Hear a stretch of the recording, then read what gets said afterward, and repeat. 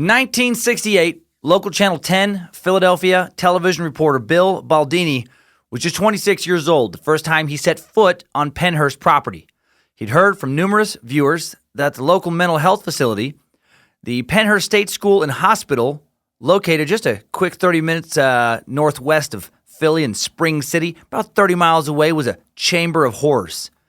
He decided to check it out and promised himself that if 1/10 of what people told him they saw inside Pennhurst was actually happening, he would do an investigative story on the abuse committed there and expose it. Baldini was able to get inside Pennhurst through a membership with the JCs of Philadelphia. Nice to have a JC suck subject doing some good this time. John Wayne Gacy, real big into the JCs, if you will recall. Once inside, Baldini was horrified by what he saw. He said, "I was never so shocked and surprised in my life." He recalled telling his boss what he had seen, and his boss didn't believe him at first. He begged to do a story that ended up becoming a 5-part news report for WCAU Channel 10 that shocked the people of Delaware Valley. Baldini showed the people in and around Philadelphia what life was like at Pennhurst, and they were disgusted and outraged. They had 80 infants in one ward, Baldini said. There were 80 metal cribs standing against the walls. Inside those cribs were children anywhere from 6 months to 6 or 7 years old, abandoned to psychologically rot in the facility.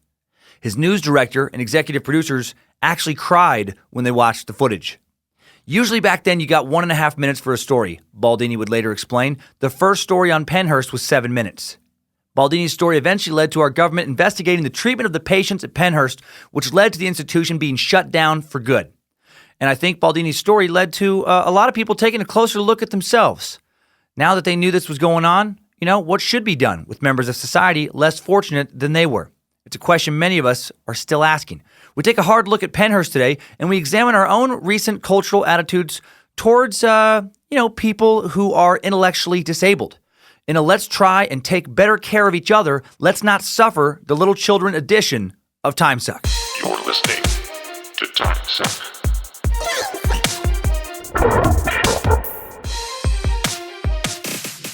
Happy Monday, Timesuckers. How you holding up after Friday's episode? I'm still feeling a little mentally fragile after sucking my way through the Toy Box Killer. I keep thinking of that room, man. I keep thinking of that FBI agent who couldn't handle what she'd seen and just walked outside and it's going to haunt me for a while, I think. There's going to be some tough moments today, but overall, much more positive episode.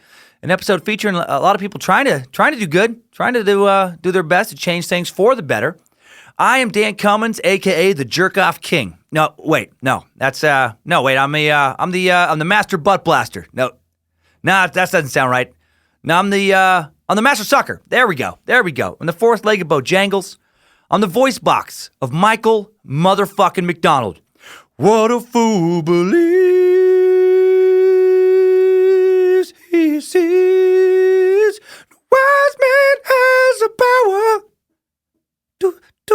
to reason away what seems to be is always better than nothing. And then after that, I just go to dog levels, where only dogs can fucking hear and hate it. And you are not listening to the lead singer for the world's greatest, what? Doobie Brothers cover band. No, you're listening to Timesuck. I misspoke there, but I do think that's actually pretty correct. I think I am the world's worst Doobie Brothers vocalist, cover band person. All right, let's fucking get away from the Doobie Brothers. Kicking off today with some positive thoughts. You probably need them after that, after I just blew your eardrums out. Sending positive energy today for Timesucker Larry Harrell's little girl, Mabry, just recently brought into the world on February 15th. Already undergoing open heart surgery tomorrow, July 17th.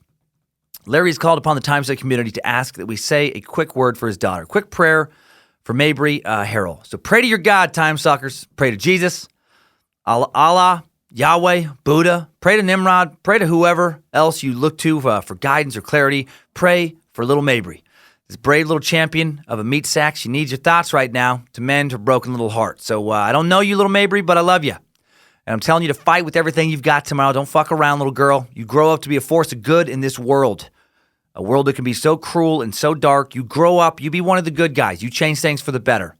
Be the beautiful, healthy, well well-balanced, well-intentioned little creature your dad needs you to be. I believe in you. And so our thoughts are with you. Our thoughts are with you, Larry. Now, time for some even more positive energy. We've picked our Space Lizard charity for July. Thanks to Space Lizard Patreon subscriptions, we're giving another $500 this month to charity. And this month, we're donating it to our very own Adam Thoreau's goodpeopledoinggoodthings.org. His nonprofit organization specializes in random acts of kindness, coffee for firefighters, meals for veterans, books for school kids, toys for kids who can't afford them. A lot of wonderful things, and you can help him. You can help him donate. He's out there in Rhode Island. You can go to, goodpeopledoinggood.org, and the link is in the episode description today. So, yeah, man, we've got quite a community. Man, I keep thinking about you, Larry. Man, I can't imagine, man. I can't imagine what you're feeling right now. But Larry, we are thinking of you, man. We are thinking of you, your little girl. Okay, now a bit of me promo. Not much. Flat Earth Tour rolls into SoCal today. I hope I had a great time in Orlando. I had to record this before traveling to Orlando, so I'm gonna assume it went well. So yay! Man, I hope it went well. Hitting the Comedy Store in La Jolla, California, July 20th through the 22nd. That's this weekend. That's this Friday, Saturday, and Sunday. Next week, hitting Dayton, Ohio, just 2 nights, July 27th and 28th. From after there, I'm gonna roll into Side Splitters in Tampa. I'm gonna be at the Palm Beach Improv. I'm gonna be at the Zanies in Chicago, right across from Second City. All that in August. Then I'm gonna be at the Denver Comedy Works at the end of August, doing another live Timesuck on Sunday the 26th. More tour dates, more live podcasts coming up. Portland, Tacoma, Hollywood, Huntington Beach, California. A lot more at dancummins.tv. A lot of busy tour in the next few months. Also, thanks again for the continued ratings, new Timesuckers, man. They mean so much. They spread the suck. They let me know that the late nights are paying off and I'm on the right path. Sometimes, depending on what they say, they help me know that I'm on the wrong path in some way. And I got to step it up and fucking correct it. Got to right the ship. Is that a saying? I think I just made that up. One last thing. Limited edition Chikatilo kits are sold out in the large T-shirt size. Sorry, we will not be making more of that kit. There's still a lot of XLs. Still a lot of the other sizes. Some of the other sizes are very close to being sold out. So thanks to everyone who got them. They're fucking too ridiculous. And I love them. And now, let's delve back into a look at the Pennhurst State Hospital and look into our own cultural attitudes towards those who cannot, for whatever reason, take care of themselves. Before we go any further, there is another Timesuck episode that serves as a good companion to this one. It's way back, episode 20, Insane Asylums, released January 30, 2017. And in that one, I give an overview of America's history of how those deemed mentally ill or sometimes feeble-minded, as it was called, whatever other labels were given to people deemed a burden by society, and just how those people have been treated throughout the history of the U.S. or not treated. It provides some additional context regarding why institutions were built in the U.S. and what went on in a lot of them. Also, I do need to just really clarify that on the web, a lot of info seems to portray the Pennhurst State Hospital as the Pennhurst Insane Asylum, and that's not true. It was not that. It was an institution for people who were at the time referred to as feeble-minded, people now said to have intellectual disabilities. It was one of the first institutions of that kind built in the world. Quote-unquote insane asylums had been built, for decades kind of prior, had been around a little bit longer, but this was a new type of institution. Okay, so that out of the way. Let's dive back into Bill Baldini's 1968 investigative journalism piece. The first segment of his expose opened with Baldini narrating over images of the patients at Pennhurst, saying, "We ship them 25 miles out of town and forget them while they decay from neglect." I watched Baldini's series where viewers see children strapped to beds, crying on dirty floors, rocking back and forth and cradling their heads. It reminds me, honestly, of scenes from American Horror Story's second season, that Asylum. That season set in an insane asylum where people who shouldn't be there were there, where quote-unquote sane people would be mixed in with people with severe, cognitive disabilities or mental illnesses, a place where you would absolutely dread to be taken to, a place you'd try and escape from, a place like Pennhurst. Baldini continues saying, "The horrible and almost inhumane conditions that prevail at Pennhurst are not the fault of a handful of dedicated doctors and administrators that are employed there. No, the children, as they are called, are rotting in their dreadful plate, We can thank society for forsaking them. We have failed them. I think it's supposed to be rotting in this dreadful place. I don't know. Maybe that's some fun language he had. That's the quote pulled from another transcript of his series. Dreadful plate. All right. Baldini's footage is powerful, disturbing stuff, man. There are these are people's children, their brothers, sisters, sons, and daughters. In an interview years later with the Institute on Disabilities at Temple University, Baldini claimed the conditions were so bad at Pennhurst that what they were witnessing was so gut-wrenching and jarring that his sound and camera operators wanted to walk out. He had to give them breaks so they could emotionally reset themselves in order to keep filming for 5 straight days. He claims the reaction from the public was so strong after his first segment aired that his boss told him to go immediately back there and continue shooting so they could air another segment the next night. People were outraged and intrigued. Could this really be happening in their America? Could it really be happening in 1968? Baldini worked himself into the ground investigating Pennhurst. He actually seemed, when you watch his footage, he seems visibly just frazzled and exhausted. He's irritated. You watch the interviews he conducts with some of the doctors and staff. He can't hide his disgust and frustration. It's actually a little uncomfortable watching him grill some of the employees who honestly seem to be doing the best job they can. They're just working in horrible conditions. And I feel for them, man. I do understand their position in a small way. When I very briefly worked in the system, so to speak, working at Child Protective Services where I started, then at the Crisis Residential Treatment Center and some other group homes around Spokane a little after that. Easily one of the hardest parts of those jobs, one of the aspects that got to me the most was a feeling of just utter powerlessness. You knew a lot of times what needed to be done, what should be done, but you didn't have the power to do it. It couldn't be pulled off. Like you knew that many of the people you were working with needed maybe to be placed in the care of someone else. I was working with a lot of teens. Sometimes you met other relatives who were dying to provide a good home for the kids you were working with, and you knew they would be a good guardian, but oftentimes the kid's current guardian or parent was a fucking dirtbag. Was somebody you knew was just never going to provide a loving, safe home for them, just wasn't willing to but sign the papers, though, to let someone else do the job they clearly couldn't. That happened a lot. Sometimes maybe it's their pride, maybe they wanted that welfare money, maybe they just, were just a fucking hateful person who didn't want to see their own kid have a chance at a better life. There are those parents out there, man. If there's one thing we've learned over and over here on the Suck, it's there's some fucking pieces of shit out there. And, there was nothing you could do to change some of these assholes' minds, and so you would end up placing a kid back into a home where you knew they were being abused. You knew they were probably being molested in some cases. At the very least, horribly neglected, and there wasn't a fucking thing you could do about it. And that used to tear me apart. Sometimes it's easy to know what the problem is, but it is a whole nother can of worms you got to deal with to actually fix the problem, to actually solve it. Well, Baldini did his damnedest to try and figure out how to solve the problem he was looking at in Pennhurst. He worked himself sick, literally shooting, writing, producing, editing, sleeping in the women's room on the news station for only 3 to 4 hours a night to expose every problem he could find. By the 5th day, he'd lost his voice to exhaustion, could no longer narrate his own program.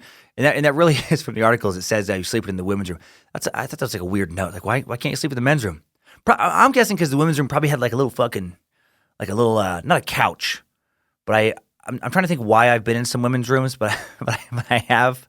I don't know why. Now I'm trying to figure out why, but I have memories of seeing like a little bench, like a little padded bench in some of those where I guess you can sit and watch your friend, I don't know, pee in the stall or just wait for her to be done. You don't have those in a lot of men's restrooms.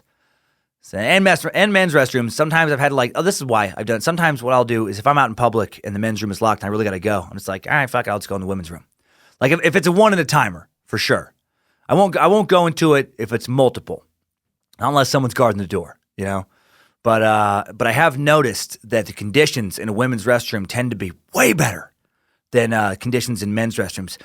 I know some of you women already know this already, probably most of you, that men can be fucking just dirty animals when it comes to bathroom hygiene.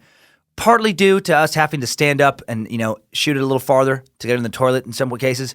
But Jesus, even as a guy, I'm amazed at some of the horror shows I've seen in the bathroom where it's like, dude, how did you shit there? How did you even get it there? Like, what is going on the floor around here? Did someone just die in here? Did I just miss paramedics taking out a dead body? And but for some reason they didn't shut the bathroom down for any kind of crime scene, and they didn't clean it. Anyway, maybe I'm getting way too too far off track thinking about why he was sleeping in the women's room. But anyway, he couldn't even narrate the last installment. He lost his voice. He just, from exhaustion, a colleague stepped in to narrate it.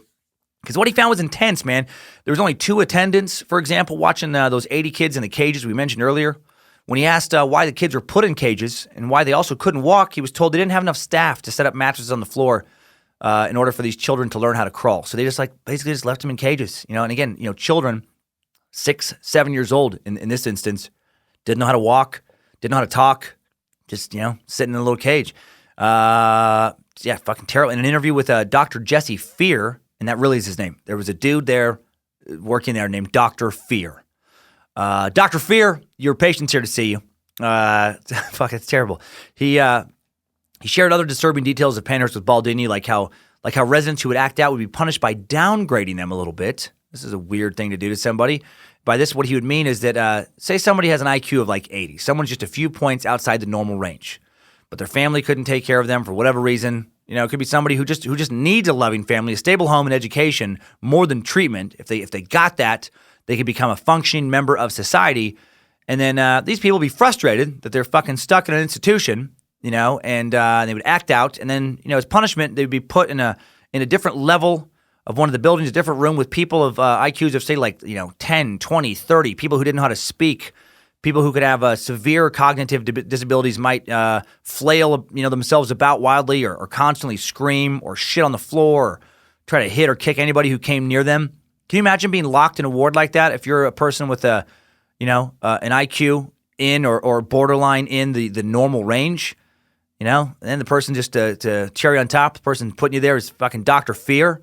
It's ridiculous. Baldini pointed out that the local zoo treated its animals better than the patients were treated at Pennhurst. More money was spent on food and care on average for animals in the zoo than on humans at Pennhurst. Like the zoo would spend $7.15 each day on an animal, where Pennhurst only spent $5.90 per resident at the time of the airing. He also pointed out that the animals were in less crowded conditions at the zoo than the people were at Pennhurst. The superintendent claimed that the capacity of Pennhurst was 1,984 residents. At the time of Baldini's investigation, there were 2,791 residents. That's 40% above absolute max capacity. And I do stress that he was outraged, but Baldini's report never points at the employees at Pennhurst as being the real problem. He points at the system being the real problem. The institution was not getting proper funding. It wasn't properly staffed. For example, there was 900 women living there, but not one full-time gynecologist. There are, no teachers working there with special education degrees. Officials knew that hundreds of patients should be transferred to better institutions, but couldn't do so. Couldn't find other institutions to take them. More doctors needed to be hired. The buildings needed to be either rebuilt in many cases or condemned in others, but they didn't have the funds to do any of that. Eventually, something would be done. Baldini's report would lead eventually to more investigations, which would then lead to some lawsuits, which would then lead to the facility being closed down. And then, tragically, as a weird endnote to the story, Baldini would end up spending the rest of his life in prison after being found guilty of flashing his penis at several kids near several Philadelphia grade schools in 1971. Now, let's dig into the rise and fall of Pennhurst in today's Timesuck timeline. Strap on those boots, soldier. We're marching down a Timesuck timeline. Quick note before we begin. Baldini, to my knowledge, never flashes penis at anyone. I just want to let you sit on that for a little bit, kid or not.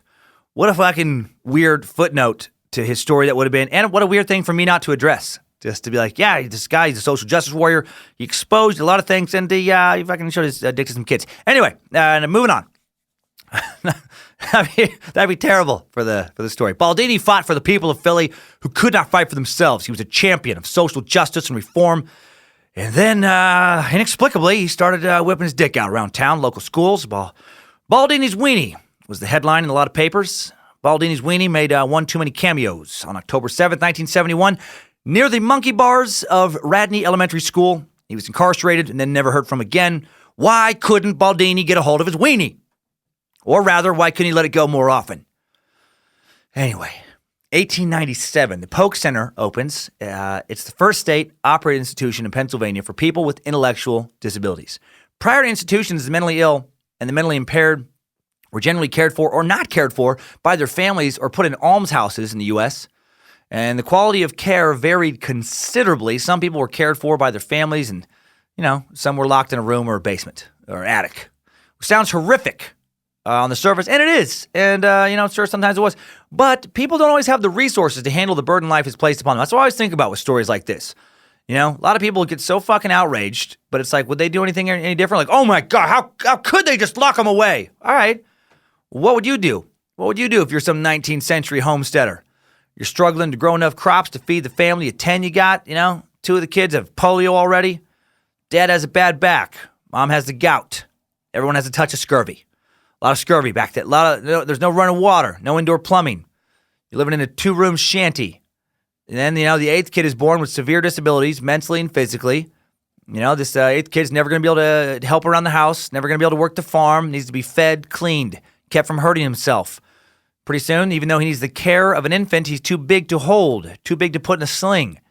What if giving him the care he needs takes so much time away from other family duties, other farm duties, that you're putting the whole family at risk on some level in order to take care of one member of the family? Now, I may be being a little bit dramatic, but only to illustrate the point, it's not always possible to make only noble, fair decisions for everybody in life. Again, easy to say, how could you, but truly, how would you truly do anything better? Food for thought in this episode. This is going to be a big theme here. What is the solution? Before institutions were designed for the mentally ill, mentally impaired, or the disabled, people were also placed in almshouses, which were large group homes built usually by churches to provide for those in the community who could not take care of themselves. And these places were kind of a little bit of everything. They housed the mentally ill, cognitively delayed or impaired, the feeble, the elderly, sometimes orphans, oftentimes, like people who are like blind, deaf, paralyzed, unable to take care of themselves for a number of other reasons. There wasn't specialized care because there wasn't specialists. There wasn't fucking physical therapists. It wasn't experts when it came to how to care for people with a variety of disabilities. That shit didn't exist. 5 years later, an act of the Pennsylvania Legislature created Pennhurst State School and Hospital, May 15th, 1903, and the Eastern Pennsylvania State Institution for the Feeble-Minded and Epileptic. It's all kind of like part of this big one complex. This pairing with today's knowledge of various medical conditions is obviously less than ideal. People who suffer from some condition that results in them having an extremely low IQ and people who suffer from seizures are two very different groups of people. Epilepsy is a central nervous system, a neurological disorder, which brain activity becomes abnormal, causing seizures or periods of unusual behavior, sensations, and sometimes loss of awareness. According to the Mayo Clinic, anyone can develop epilepsy. Epilepsy affects both males and females of all races, ethnic backgrounds, and ages. Seizure symptoms can vary widely. Some people with epilepsy simply stare blankly for a few seconds during a seizure. Others repeatedly twitch their arms or legs. Treatment with medication or sometimes surgery, can control seizures for the majority of people with epilepsy. Some people require lifelong treatment to control seizures, but for others, the seizures eventually go away. Some children with epilepsy may outgrow the condition with age. Now, note the clinic doesn't say anything about any sort of cognitive impairment, any sort of intellectual disability. How shitty would that be if you're very intelligent, hyper aware of what's happening around you, and then you're committed to an institution where you are locked up with people literally, and I'm not being flippant or insulting, but people literally drooling on themselves, unable to speak, borderline catatonic, people literally banging their heads into the wall, mumbling to themselves, people literally pissing and shitting themselves, etc. They put some fucking straitjacket on you. It does nothing to help your seizures at all. Does leave you unable to defend yourself from the variety of untreated, mental impairment that surrounds you. That does not sound fun.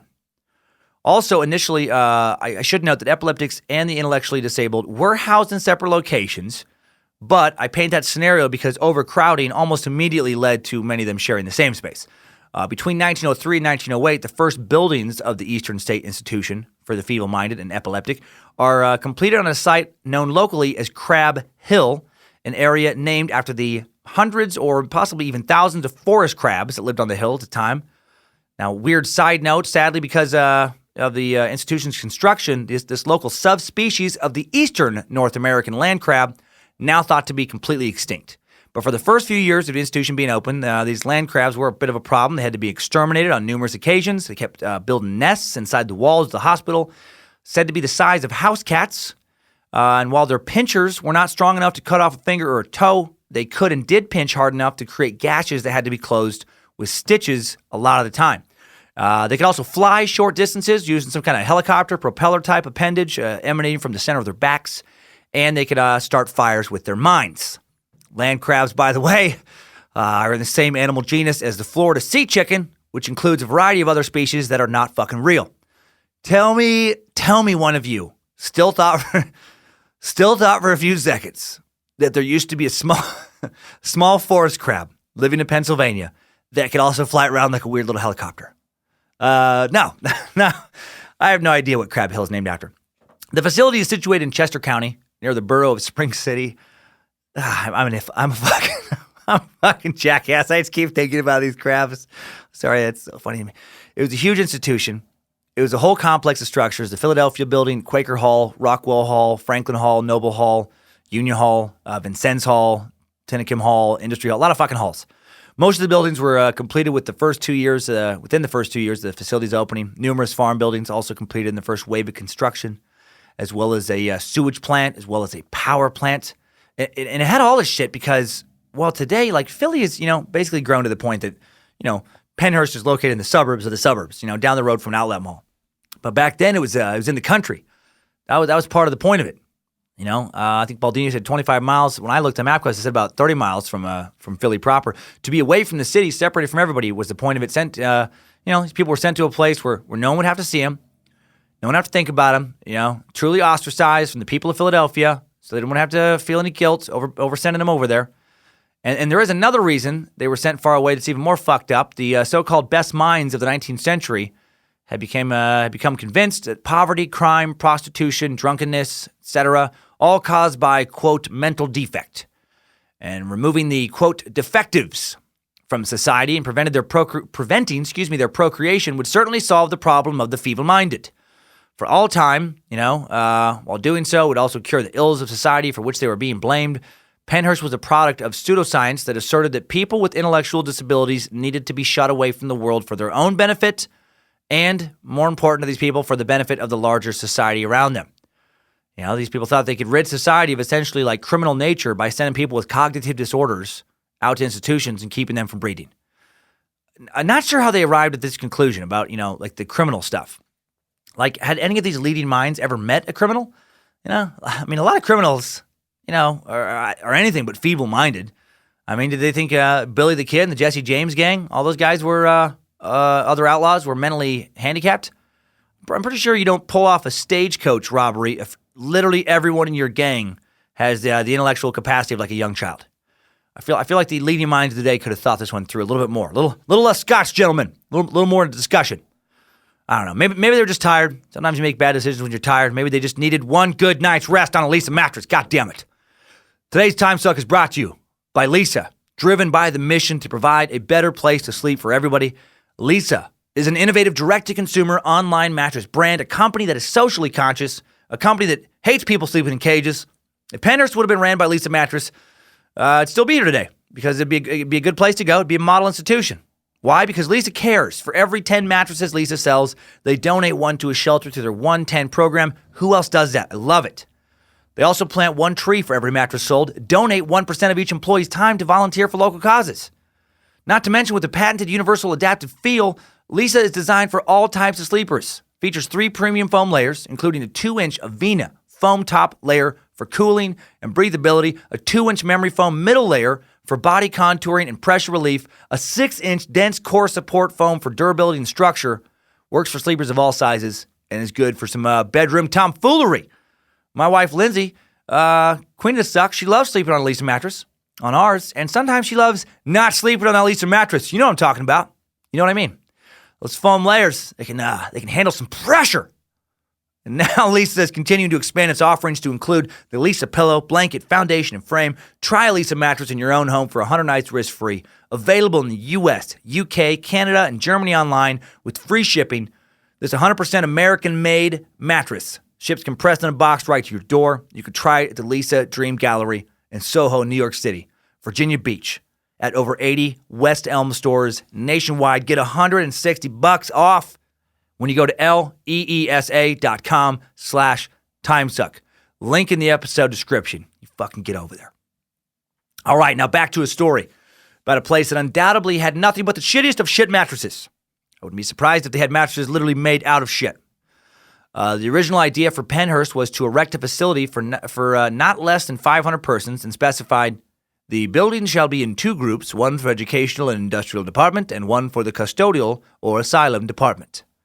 It was declared that this institution shall be entirely and specifically devoted to the reception, detention, care, and training of epileptics and of idiotic and feeble-minded persons of either sex. It shall provide separate classification of the numerous groups embraced under the terms epileptics and idiotic and imbecile and feeble-minded. I know the terms change, don't they? Cases afflicted with other epilepsy and paralysis shall have a due proportion of space and care in the custodial department. It also talks about that. Specifically determined that the process of an agricultural training course shall be primarily considered in the educational department, employment of the inmates in the care and raising of stock and the cultivation of small fruits, vegetables, roots, etc. shall be made tributary, when possible, to the maintenance of the institution. All inmates shall be subject of such rules and regulations as the Board of Trustees may adopt. And yes, you are hearing about how they were supposed to work, which I'm not, I don't know, morally opposed to, but that became a big kind of problem too, is basically some of these people became essentially like indentured servants, or really, I guess the more proper term would be slaves. Like they weren't able to leave, they weren't allowed to leave, and they had to work. A lot of the food would be grown at Pennhurst for the people of Pennhurst by the inmates. Patients. But I say inmates because in my mind, it seems like a prison. And again, eventually, because of overcrowding, the separation of different groups would not last. One person, is there because their IQ is 20. Another is there because they have seizures. Someone else has no seizures. Their IQ is above average, but, they're paralyzed. Their legs don't work right, and off to Pennhurst they go. It ended up being essentially just this isle of misfit toys. The construction of Pennhurst, almost a continual process for 25 years, beginning when the legislature authorized the institution, 1903, stopping at the end of the 1920s when the Great Depression began. The Eastern Pennsylvania institution admitted its first client on November 23rd, 1908, and there were problems basically right from the start. Beginning as early as 1912, the board reports contained numerous complaints about the need for funds to enact changes and repairs to buildings that were less than a decade old. So it's been open 4 years. They're already like, shit's falling apart. The 1912 report included requests for $25,000 for general repairs on buildings that had only been used for 4 years. Again, included on the list of needed work was to paint the buildings, replace unsanitary closets and unsafe bathrooms, rebuild stairways, add such ventilating apparatus as is absolutely necessary. Overcrowding was a problem almost as soon as Pennhurst opened its doors. Designed originally, as I've stated, for epileptics and persons with intellectual and developmental disabilities, there was tremendous pressure almost immediately to admit many other different people from society steeped in a eugenics movement who wanted to remove from the gene pool of various people, including just immigrants, orphans, criminals. I am going to come back to the phrase eugenics movement here in a bit. For now, we're going to keep going, but that's the problem. Again, there wasn't the specialization we have now, and they just basically, some family didn't want to take care of for whatever reason, they would try and put them in an institution of some sort. The stated mission of Pennhurst to house epileptics and the feeble-minded came under fire within the institution as early as 1912 as well. And that year, the superintendent reported to the Board of Trustees in chilling language that it is without question absolutely wrong to place the feeble-minded and epileptic in the same institution. They are not the same. They are different. One from the other, one as day, one as night. They are mentally, physically, and morally incompatible and require entirely different treatment. So at least some people back then understood how stupid it was to house epileptics alongside those with severe intellectual disabilities. However, the admission of individuals with epilepsy and normal intelligence would continue for years. Why? Because, again, the society just didn't know where else to put these people. Didn't have any other place to put these people. Eventually, however, the mission of the institution was eventually clarified, and for a while, only people with intellectual disabilities were admitted. Now, while the terms mental hospital and insane asylum are often used in association with Pennhurst, again, it was neither. It was supposed to be this idyllic, thriving community for those who did not fit to societal norms. It was supposed to be an institution that, has its working farm with cows, chickens, and pigs, and bunch of different crops. It had an orchard, with cherry trees. There was a shoe repair shop, mattress making facility. Not a Lisa one. And also not a shit one, to my knowledge. They also weren't making mattresses out of shit. They had a wood shop, rug weaving course. The people were trying to build some life skills. Some people eventually, would get out of Pennhurst and be able to go hold, jobs and things. They had dances, Boy Scout troops, baseball teams, visits from the circus. For many years, the Hoxie Brothers Circus would make a annual one-day appearance at Pennhurst. I guess some of the residents would join the circus during these annual visits. In my mind, I picture some of them escaping with the circus. Holiday parties, band concerts, Easter egg hunts with the big Easter egg bunny, fucking Halloween parties with the great pumpkin, all kinds of stuff. And hearing all that in a way kind of bums me out because, you could tell there was a lot of people there who were clearly trying to make Pennhurst this desirable place to live, this desirable place for people to stay who are intellectually, disabled, and it just didn't work out. It just, the vision did not last, and it's sad that it became such a sad place to be. They just didn't know, their heart was in the right place, they just didn't know how to make life consistently good for those people. Maybe they could have figured it all out if they would have had access to a little more knowledge provided by today's sponsor, the Great Courses Plus. Yes, Timesuck is brought to you again today by the Great Courses Plus. Build a better brain with the Great Courses Plus. There's wonderful courses in critical thinking, courses in learning about learning. So many cool history courses coming up. We have a suck on Spartacus coming up right around the corner. I say coming up; they're there now. All the stuff is there now, so I got to clarify that. It's gonna be a wild ride through Rome's gladiator days here pretty soon on the Suck, though. And with the Great Courses Plus, you can prep. You can visit the newly finished Roman amphitheater circa 80 CE, where the Emperor Titus would celebrate the consolidation of his family's dynasty by hosting 100 days of gladiatorial games. Bloodthirsty, vicious. The spectacle is captivating. After learning about the Colosseum's engineering, you can experience what it was like to be there for the games. This is just one of the many presentations on Rome provided by Professor Robert Garland. It's an awesome primer, incredible companion piece to our upcoming Spartacus Timesuck. And you'll love this. You'll love so many other courses. I use them on the regular for my research now, man. And with the Great Courses Plus, we've arranged a special limited time offer for our Timesuckers. Sign up for a free month of unlimited access to all the lectures at thegreatcoursesplus.com/timesuck. That's thegreatcoursesplus.com/timesuck. Start your free month link to the thegreatcoursesplus.com/timesuck in the episode description. All right. 1913.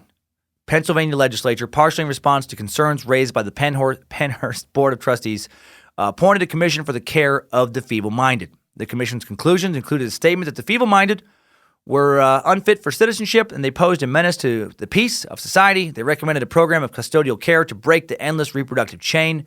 Many were placed in the care of Pennhurst, removed from society, sometimes for decades. None of the patients were free to leave, and regardless of IQ level, they were treated as children their whole lives, referred to as children their whole lives. Unpaid labor is provided by the committed. It becomes essential to the survival of the institution. They become a slave labor, forced to work at the facility. Work boys and, quote, work girls were found in every part of the facility. Patients providing care for other patients many times. Working in the custodial department, in the laundry, the kitchen, housekeeping, maintenance facilities.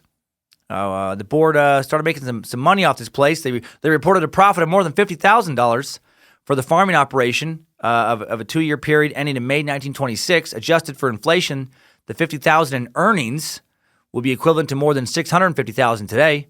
In 1921, 1922, the institution laundry processed nearly 1.7 million pieces of clothing, bedding, and other goods. This mountain of work was completed by 4 paid employees and 40 quote-unquote patients. So, they had a lot of people being forced to work there. In 1918, Pennhurst was billed as a world apart from the rest of society, both to keep the feeble-minded from the public, also to end the intermixing of their genes with the population. And I keep hinting around at it. Yeah, this is that whole eugenics thing. Part of what I was touching on earlier, that by keeping the intellectually disabled and criminals from breeding, the thought was you could end crime. This was a serious notion in the early 20th century. There was this belief that certain personality traits could and should be bred out of the population. Or rather, no longer be allowed to continue to be bred into the population. Everyone wants to talk about Hitler when it comes to eugenics or forced sterilization program, but there was a lot of talk at high levels of society and government about enacting eugenics laws in America in the early 20th century as well. It got really popular in the 1920s, 1930s, but it started before that. There was actually a film called The Black Stork. Early film came out in 1917, supposedly based on a true story. It depicted a heroic doctor that allowed a syphilitic infant to die after convincing the child's parents that it was better to spare society one more outcast. That's a fucking movie. Are people clapping at that part? Bravo. Good for him. Let the baby die.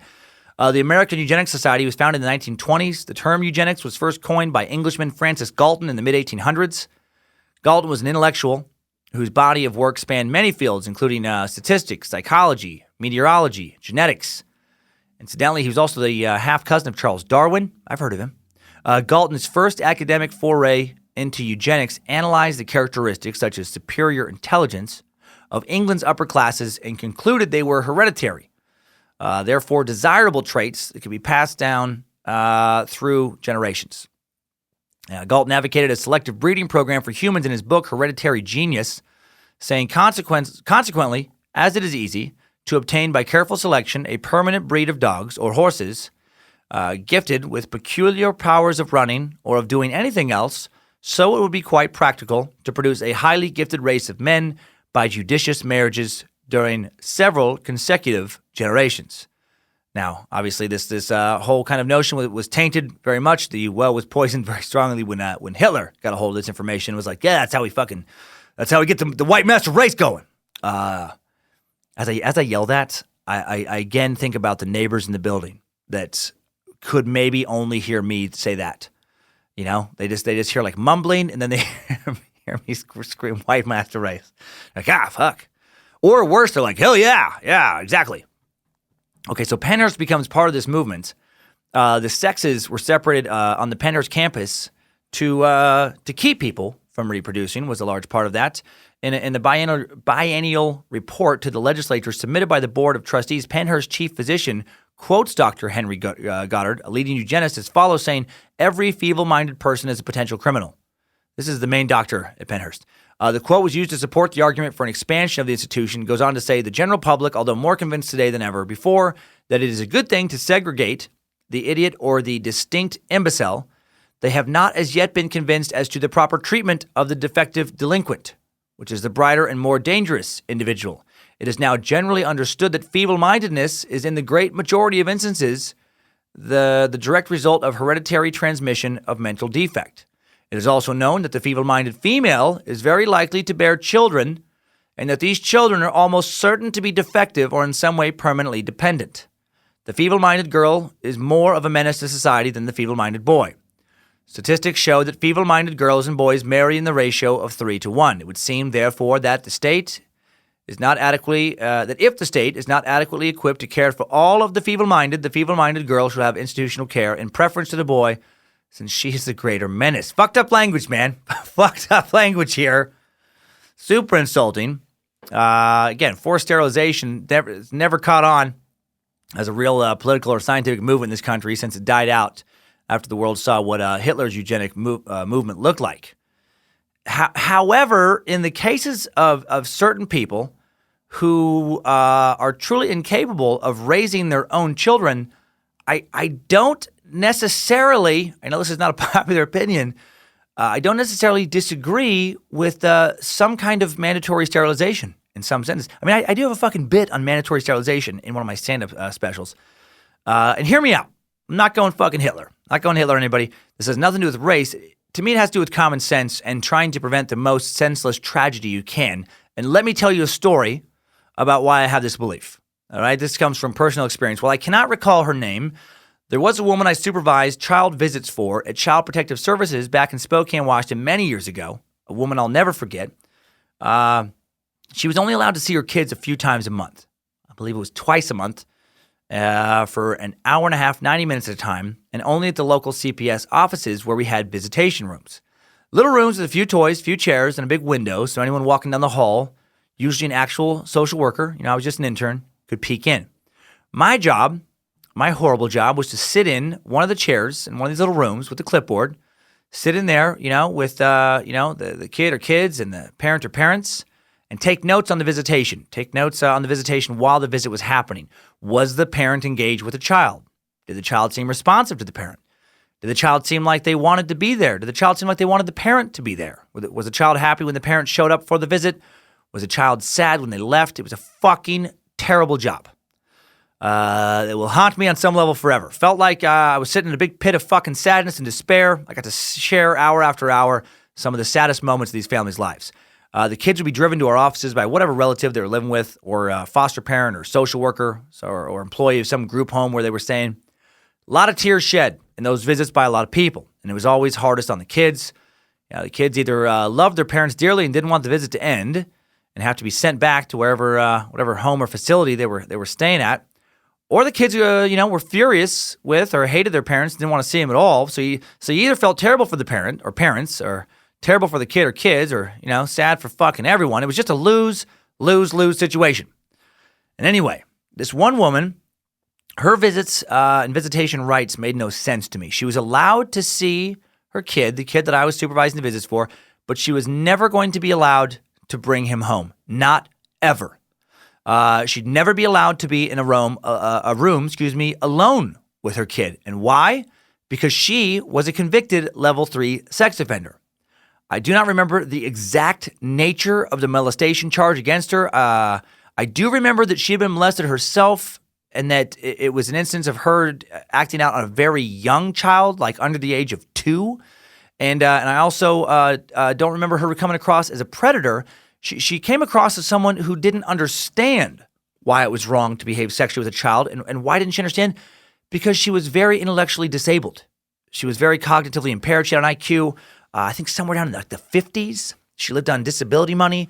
And the kid she was visiting wasn't her only kid. I found out she had several. Her social worker, a man named Sivu, told me that she had a kid every year or two. She's probably 30 when I met her. And that every time she had another kid, it was taken from the hospital, from the neonatal unit, at the hospital, placed in a group home immediately due to the combination of her sex offender status and her intellectual disability. So, not illegal for her to get pregnant, but illegal for her to keep her own baby and raise it. So I asked, why doesn't the state sterilize her? To me, that made the most sense in this particular situation. And honestly, it still fucking does. And Sivu looked at me like my name was Adolf Hitler. And he talked about how that can never happen because of the history of the Nazis' eugenics program and essentially the inherent immorality of a eugenics program in general. But I wonder, what is more inhumane? What's more immoral? Forcing an American citizen to be sterilized, or placing one baby after another into foster care? Babies that you could prevent being put into that system.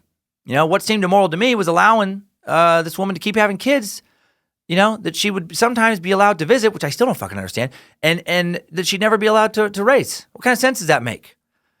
To me, forced sterilization in some cases is the most moral thing you can do to prevent future human suffering. It's not right to send more babies into an overburdened foster and adoption system, when it can be easily avoided. And not a popular opinion, I know, but I do think it has some logic to it. I do imagine also, I do know the most logical, I can fail some of you being like, nah, here's why we can't do this. And I will address this. I imagine the most logical argument against it is the slippery slope argument, which is in this instance, if you legislate forced sterilization in this particular situation, then it could end up being carried out in a similar situation, but maybe not quite as black and white. And then in another similar situation, similar to the previous one, not as obvious, less obvious, and it just keeps becoming less and less obvious, and it keeps going so on and so forth until eventually sterilizations are being carried out in morally ambiguous or morally questionable or morally reprehensible situations, like when someone who just can't, maybe can't currently afford to have another child, but might be able to in the future. And suddenly, fucking Third Reich, here we are all over again. Okay, so maybe Sivu was right to tell me that my idea was bad in that sense. It might be best in that one situation, but it could then be later used in situations it shouldn't be able to be used in. So, damn it. No easy solutions, man.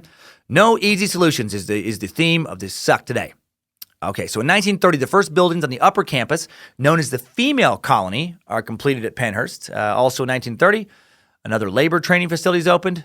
The chief physician stating that the manual training department is a place of interest to the boys. They are taught the names, uses, and care of tools, learn to handle them properly by daily practice.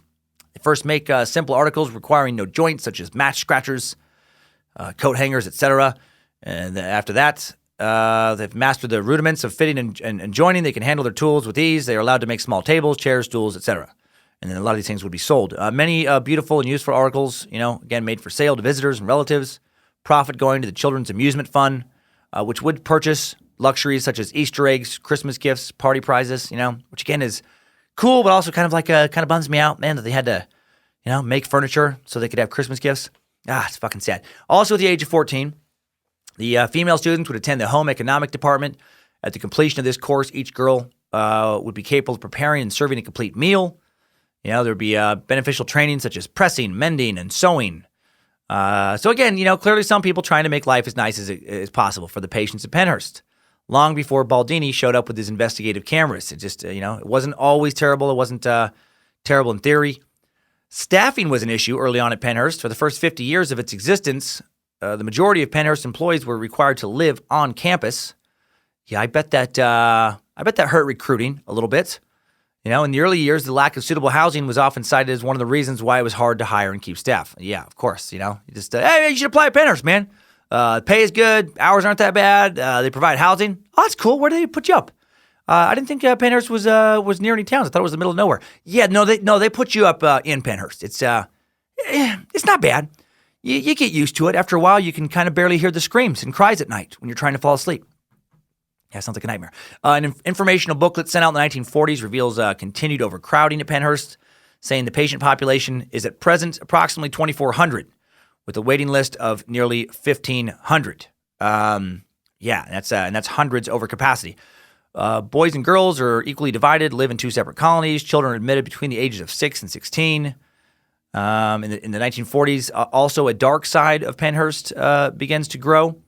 There were two Pennhursts from the beginning. The legislature created them, when they directed that the building shall be in two groups, which we said earlier. There's that educational and industrial department, and then there's that custodial and asylum department. There was some public awareness of the educational and industrial department, but very little public awareness of the other departments. Very little photos come from that era. Basically, all the kind of promo for the facility would be from the educational and industrial department, which is people who are a little higher functioning. That's where all the baseball teams and all the, kids doing different activities and stuff. That's where they were staying. The other part, the custodial or asylum department, was kind of invisible because, it had become incredibly fucking sad. It had become a nightmare for patients to be due to chronic neglect and understaffing. Basically the patients housed in the custodial department were thought to be too intellectually disabled to be able to be educated or to be able to contribute in any kind of work fashioned at the institution. So they were just kind of left to rot, neglected. Much and much less staff would be devoted to their care. Their buildings would be the last to be repaired or any kind of funding given to them, and the quarters began to fall into just disgusting disrepair that would just get worse as time goes on. That we'll talk about in some kind of court testimony that I'll mention later from when the place eventually gets sued and shut down. In 1955, the in-house population of Pennhurst peaks at 3,500 individuals. It's like over 1,500 beyond capacity. 2 annexes of the facility are opened in former tuberculosis sanitariums. Hundreds of residents are transferred to these new facilities. And the availability of this additional capacity allows for the population to then grow to 4,100 individuals, with 3,200 by 1961 living in the kind of core part of the facility. By 1967, it's not uncommon for no more than 2 attendants to be assigned to a residence housing up to 100 individuals. That's not a good ratio, 2 to 100. The actual care and supervision of the residents many times is carried out by patients themselves, by those work boys and work girls. And then in 1968, Baldini shows up. Right before he gets in trouble for Baldini's weenie. No, I gotta stop saying that. This guy was an amazing guy. I don't want you to take that away from the episode. But he shows up, does his expose. Numerous newspaper articles, legislative inquiries, and other investigations follow. There had also been a number of ones, that had already happened, before this expose. But things just kept getting kind of swept under the rug. People would get outraged for a second, and then things would go back to, normal, quote unquote, at Pennhurst. In 1971, the Pennsylvania chapter of the ARC, an advocacy organization for individuals with intellectual and developmental disabilities, files a lawsuit against the Commonwealth of Pennsylvania. In 1972, the lawsuit is settled, and it establishes the right to attend public schools to all children with intellectual disabilities and for them to no longer be shunned, because children with intellectual disabilities prior to this in Pennsylvania had been excluded from public school, even if they weren't staying in an institution like Pennhurst. They weren't allowed to go to school. On May 30th, 1974, the landmark civil rights case, Halderman versus Pennhurst State School, is filed in the U.S. District Court for the Eastern District of Pennsylvania by a mother of a Pennhurst resident. The case would eventually reach the U.S. Supreme Court and be assigned District Judge Raymond Broderick. The United States of America moved to intervene as a plaintiff in the Halderman case. Excerpts from the facts section of the federal district court case demonstrate the horrific conditions that lack of funding created at Pennhurst. You know, it was only through the dedication of the overworked staff, it seemed, that any humanity at all was afforded to people in this institution. Let's talk about some of these experts. This is the court experts of what was going on there, and this is this isn't that long ago. This is in the early 70s. It said no psychologists are on duty at Pennhurst at night or over the weekend. Thus, if a resident has an emotional crisis, he or she may go without treatment until the next morning or until the weekend is over. At Pennhurst, restraints are used as control measures in lieu of adequate staffing. Restraints can either be physical or chemical. The physical restraints range from placing the individual into a seclusion room to binding the person's hands or ankles with muffs or posies, binding the individual to a bed or to a bear. That would be a fucking weird turn. People were outraged because a lot of the patients were being strapped to bears. They had several black bears and 2 grizzlies. The grizzlies were used in extreme cases, and when a patient really acted out, they were strapped to a bear, and they're like, all right, well, now you get to fucking spend 12 hours on a grizzly's back. That is insane. No, they were bound to beds or chairs. Chemical restraints were, be like psychotropic medication, tranquilization. Other physical restraints could be used due to staff shortages. An extreme example is a female resident who, during the month of June 1976, was physically restrained for 651 total hours and 5 minutes. For the month of August, she was in physical restraints for 720 hours. During September, 674 hours, 20 minutes. During the month of October, 647 hours. So a lot of hours. This resident was so extremely self-destructive that she totally blinded herself. She was not enrolled in any occupational therapy until early 1977. Once initiated there, her programming has apparently been quite successful. She's now able to be out of restraints for as much as 4 hours a day. Had this programming been initiated earlier, her self-inflicted injuries might have been avoided or at least lessened. Now, this one to me sounds a little nitpicky, and I'm going to tell you, I'm going to explain why. I mean, yeah, they can look in hindsight and be like, yeah, man, once they found this worked, she didn't have to be restrained as much. Why weren't they doing that earlier? Well, because they didn't fucking know that it would work. She was an incredibly violent to herself person who was severely mentally disabled and was trying to hurt herself all the time. And yeah, they fucking tied her up because they didn't know what else to do. Is that the staff's fault? Is it the staff's fault that somebody, was born with disabilities so severe they're prone to attacking themselves so viciously that they fucking blind themselves? That is so horrific. But I mean, seriously, life is not fair. If someone is born with a strong desire to, to run out to the edge of a cliff and then throw themselves off of it, and your responsibility is to keep them from not doing that, and you do so by, tying them up or maybe bolting the door or something, then there's like this huge portion of society that I feel like is going to cry out in outrage, be like, how dare you imprison that human being like an animal? Like an animal, you monster. And then, then you can be like, okay, all right, fuck it. All right, let them go. Let them run where they want. And then the person runs out the door and throws himself off a cliff. And then the same people are going to cry out again. What were you thinking letting him go? You should have tied him up for his own good. It does feel like, I feel bad for a lot of the staff at Pennhurst where they were just in a no-win situation. They were just, short-staffed, forced to, try and do their best to take care of a very hard to take care of population of people. The report goes on saying seclusion rooms have been used to punish aggressive behavior. And these are all, these are all like examples of like, how dare they do this? This says one 18-year-old individual spent 6 consecutive days in seclusion in 1974 for assaulting a Down syndrome resident. And again, weird citation of things being horrible. A weird example, at Pennhurst. It's like, how dare you put that young man in solitary for 6 whole days? Motherfucker, he just beat the shit out of somebody who has Down syndrome. What are we supposed to do? Tell him in a firm voice to stop punching other people in the face a bunch? Jimmy, what do we say about punching people in the face hard and often? What are you supposed to do? It says the physical environment at Pennhurst is hazardous to the residents, both psychologically and physically. There is often excrement and urine on ward floors, and the living areas don't meet minimal professional standards for cleanliness. Outbreaks of pinworms and infectious disease are common. Okay, this seems pretty hard to defend. I got to say, this complaint seems to be very valid. That's about, you got to clean the floors. People should not have to live in a place covered in pinworm-infested shit. That seems pretty fixable. But again, probably due to short staff. It says there is not adequate space for the residents. The living areas do not provide privacy for those persons who can handle privacy. There does not seem to be adequate activity areas or program areas or even general activity areas within the general living area or even adequate activity program areas away from the home living area. I love all that legal speak. So severe overcrowding. Again, valid complaint. The environment at Pennhurst is not only not conducive to learning new skills, but it is so poor that it contributes to losing skills already learned. For example, Pennhurst has a toilet training program, but one who has successfully completed the program may not be able to practice their newly learned skill and therefore are likely to use it. Yeah, that complaint seems pretty valid as well. Once you learn how to use a toilet, you should be able to continue to have access to a toilet. Not sure what the hell was going on, keeping people from toilets. Again, probably severe overcrowding. That sounds very sad to me. Then they say most toilet areas do not have towels, soap, or toilet paper, and the bathroom facilities are often filthy and in a state of disrepair. Obnoxious odors and excessive noise permeate the atmosphere at Pennhurst. Such conditions are not conducive to habilitation. Moreover, the noise level in the day rooms is often so high that many residents simply stop speaking. Yeah, okay. No soap or toilet paper in the bathrooms on the reg. That is super fucked up.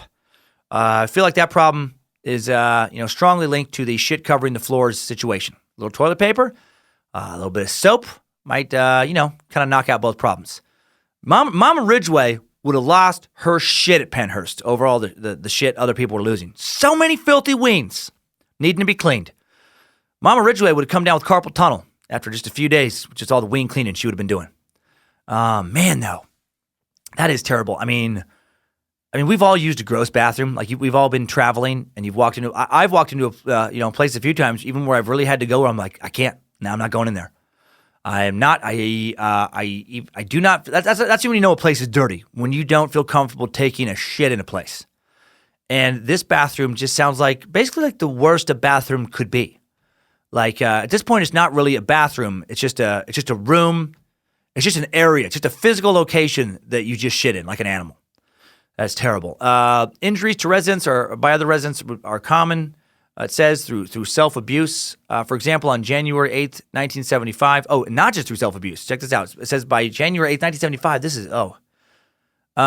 One individual bit off 3/4 of the earlobe and part of the outer ear.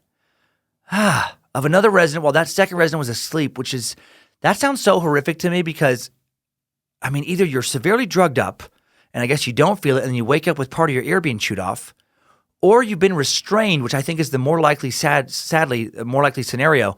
You do feel it, you're restrained, and you can there's somebody's face right next to your face and they're nibbling your ear off. That's some Stephen King shit. About this same period, one resident pushed a second resident to the floor off a higher floor, resulting in the death of the second resident. Such residents' abuse continues. In January 1977 alone, says there was 833 minor and 25 major injuries reported. And that is clearly terrible. 25 major injuries in 1 month. Very bad. Clearly a staffing problem. Need more staff, need more vigilant staff. A lot of bad decisions being made. In addition, there is staff abuse of residents. In 1976, one resident was raped by a staff person. One resident was badly bruised when a staff person hit him with a set of keys. Another resident was thrown several feet across the room by a staff person. One resident was hit by a staff person with a shackle belt. On each occasion, an investigation was conducted and the staff person responsible was suspended and or terminated. I'm hoping in addition to be suspended and or terminated, the rape person was criminally prosecuted. What the fuck? I'm hoping that just goes without saying. Maybe that was brought up in a different, segment of court testimony. To me, that is, a little more than a workplace violation. Just, all right, Steve, I got the results of your 6-month review in, and look, we're going to start with the positive. We love that you're punctual. Love that you dot all your I's. Love that you cross all your T's on your daily patient assessments. A lot of good qualities. However, what we do not care for is the raping. We don't like it. We really hoped that you would stop raping after we suspended you last year, and now I'm afraid we're going to have to let you go. We're going to have to fire you. It's just you're terminated. It's too much raping. So, Jesus, many of the many of the residents have suffered physical deterioration, intellectual and behavioral regression during their residency at Pennhurst. Terry Lee Halderman, the original plaintiff in the action, was admitted to Pennhurst in 1966 when she was 12 years of age. And it says during her 11 years at Pennhurst, as a result of attacks and accidents, she has lost several teeth, suffered a fractured jaw, fractured fingers, had a fractured toe, numerous lacerations, cuts, scratches, and bites. Prior to her admission to Pennhurst, Terry Lee could say, Dada, Mama, No, Baba, and Nana. She no longer speaks at all. Fuck. So yes, I get the lawsuit completely now. This one seems exceptionally bad. That's a lot of fractures. That is a lot of fractures. Wish they had some notes as to how she received some of them. She may not be able to communicate, though. Why? I mean, that's a sad part of this. You know, if she can't communicate, she couldn't tell people what had actually happened to her. They just would see bite marks on her body or, whatever, or, fractured bones and know that something had happened to her as a result of either violence to herself or probably more likely violence from others. So, Scott, it's like, was anybody paying attention to what was going on there? I mean, they were actually, but again, if there's not enough staff to handle all this overcrowding, what can you do? They needed more funding. They needed more staff. It says plaintiff Robert Hight, born in 1965, was admitted to Pennhurst in September 1974, placed on a ward with 45 other residents. His parents visited him 2.5 weeks after his admission and found that already he was badly bruised, his mouth was cut, he was heavily drugged, and didn't recognize his mother.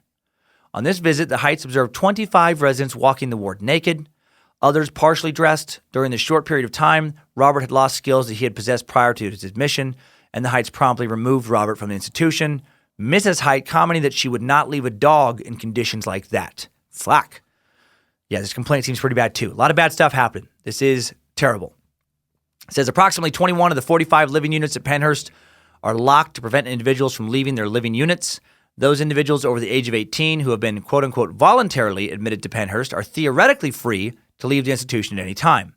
Those admitted on the petition of their parents are informed by their caseworker when they reach the age of 18, they don't have to remain at Pennhurst. If the residents state that they wish to leave the institution and the staff determines that there is, no place for them in the community or believes that the individuals are not ready to go into the community, the staff can petition the court to have the individuals committed to the institution by the court. Furthermore, those residents who either do not understand their alternatives or are physically unable to indicate they wish to leave Pennhurst will be deemed to have consented to their continued placement at the institution. Thus, the notion of voluntariness in connection with admission, as well as in connection with the right to leave Pennhurst, is an illusory concept. Few, if any, residents now have, nor did they have at the time of their admission, any adequate alternative to their institutionalization. As a practical matter, Pennhurst was and is their only alternative. Nearly all the parents of Pennhurst residents who testified stated that they placed their children in Pennhurst only as a last resort, and had there been community facilities or aid programs, their children would not have been placed at Pennhurst. So this complaint seems aimed more at society in general than it was at Pennhurst. And I'm going to put a pin in that thought, and we're going to come back to that after the timeline. It's about to wrap up here. On October 4th, 1975, the Federal Developmental Disabilities Assistance and Bill of Rights Act is signed into law. It establishes finally a system for protection and advocacy organizations in each state, enumerates certain rights for people with intellectual disabilities, a major step in the right direction for the advancement of the rights of the disabled. On November 29th, 1975, the Federal Education for All Handicapped Children Act is signed into law. From April 1st, 1977 through June 1st, 1977, Halderman versus Pennhurst is tried. The Honorable Raymond J. Broderick rules in favor of the residents, declaring that forced institutionalization of people with disabilities is unconstitutional. The district court determined that Pennhurst provided such a dangerous, miserable environment for its residents that many of them actually suffered physical deterioration and intellectual regression during their stay in the institution. And then Pennhurst, there was a Pennhurst longitudinal study conducted between 1979 and 1985, found that Pennhurst residents who moved to the community would be better off in every way that we know how to measure. Before the relocation of residents, 60% of families of Pennhurst residents opposed the residents leaving Pennhurst. 6 months after relocation, more than 80% of the same families came to agree that relocation had been the right decision. June 18, 1982, the U.S. Supreme Court rules in the case of Romeo versus Youngberg that the Constitution imparts a right to minimally adequate treatment for people involuntarily committed to state institutions. The court defines the rights of such involuntarily committed persons to a right to be free from unreasonably bodily restraints and to a reasonably safe environment and whatever minimal training might be required to protect those interests. Romeo versus Youngberg was filed by the mother of an individual who received serious injuries after his commitment to Pennhurst. The defendants had prevailed at trial, but the trial results were overturned by the Third Circuit Court, which ordered a new trial to be held, and that case was settled before another trial was scheduled. And then in 1984, the final settlement agreement between the Haldeman versus Pennhurst parties provides for the closure of Pennhurst. And then a portion of Pennhurst property is repurposed as a residential home for Pennsylvania veterans in 86. And then on December 9th, 1987, the Pennhurst State School and Hospital is officially, completely, and totally shut down forever. And then October 2010, years later, to the shock and dismay of many, especially those in the disability community, the now privately owned Pennhurst, it's kind of, I guess it'd be called an estate now, is turned into a Halloween attraction. Randy Bates, the Bates Motel Halloween attraction owner, turns Pennhurst's historic lower campus into a commercial haunted kind of insane asylum type attraction. And with that, we will leave today's Timesuck timeline. Good job, soldier. You made it back. Barely.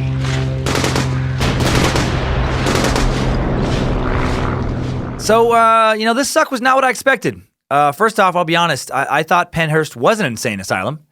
I had no idea it was a home for the intellectually disabled. And I was surprised by my reaction to a lot of the material. I definitely didn't have a fuck those people at Pennhurst for not taking better care of their patients a lot of the time. And Baldini didn't either.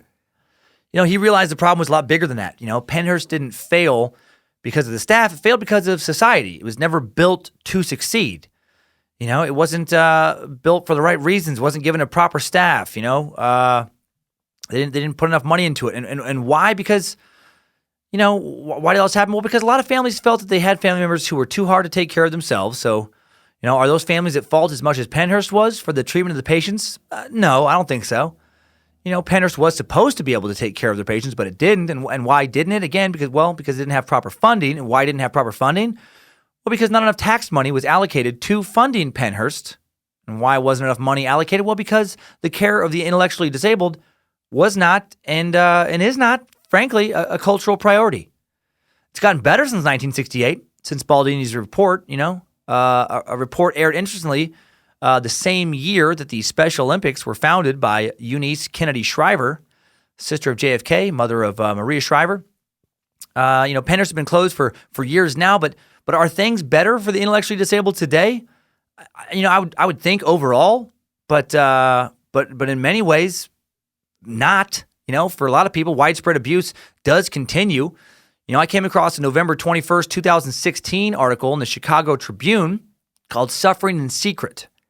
Illinois hides abuse and neglect of adults with disabilities. The article says the house had no address, the dead man had no name.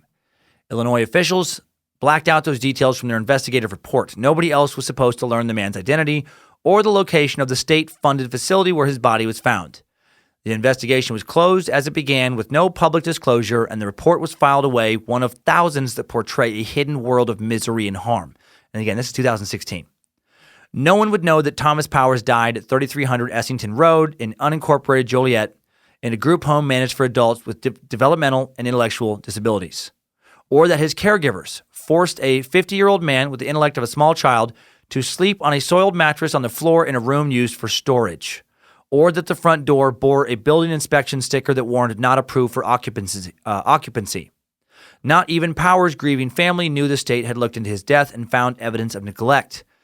As Illinois steers thousands of low-income adults with disabilities into private group homes, a Tribune investigation found Powers was but one of many casualties in a botched strategy to save money and give some of the state's poorest and most vulnerable residents a better life. In the first comprehensive accounting of mistreatment inside Illinois' taxpayer-funded group homes and their day programs, the Tribune uncovered a system where caregivers often failed to provide basic care while regulators cloaked harm and death with secrecy and silence. The Tribune identified 1,311 cases of documented harm since July 2011, hundreds more cases than publicly reported by the Illinois Department of Human Services.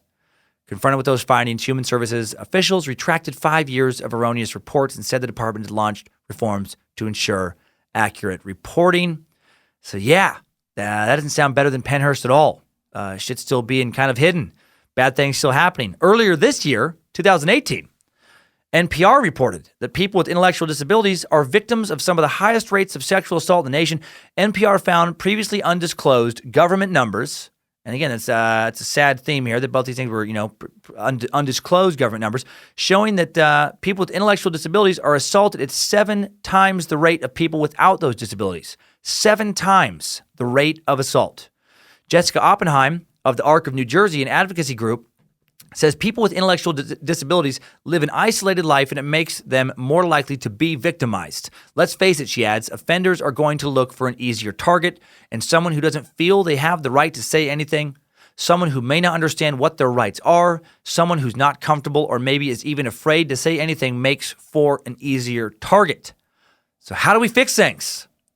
Well, the American Psychological Association has a lot of thought about this problem, or has thought a lot about this problem. It has some insights regarding how to try and fix it. They say the APA has recognized the urgent need for more data. The association makes a number of recommendations, including the creation of a national strategy to collect data, more investment in research, greater development of evidence-based prevention and intervention methods. While more research is sorely needed, psychologists can't ignore the problem until more data rolls in. All mental health professionals should assess for abuse people with intellectual disabilities. This means asking clients, patients about types of abuse that aren't always obvious. When people with disabilities are in abusive situations, psychologists have to consider their unique needs as they help them develop safety plans and escape plans. Many domestic violence shelters, for instance, aren't accessible to someone with a wheelchair, someone with certain medical needs.